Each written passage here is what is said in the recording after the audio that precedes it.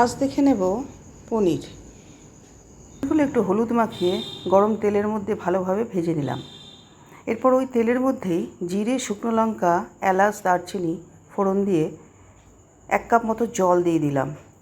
এইবার ওই জলের মধ্যে দিয়ে দিলাম হলুদ, কাশ্মীরি লঙ্কা গুঁড়ো, পরিমাণ মতো নুন, ধনে জিরে গুঁড়ো, একটু মিষ্টি, 2টো কাঁচা লঙ্কা আর 1/2 চামচ মতো হিং দিয়ে ভালো করে মশলাটা কষাতে হবে।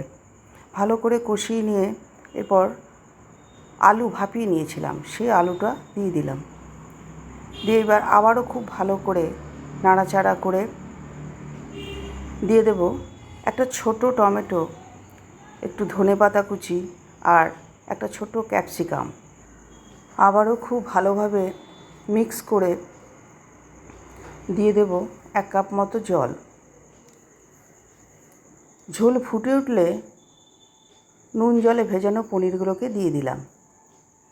দিয়ে আবারও খুব ভালো করে মিশিয়ে নিয়ে একটা ঢাকা দিয়ে দেব মিনিট 5-7-এর জন্য।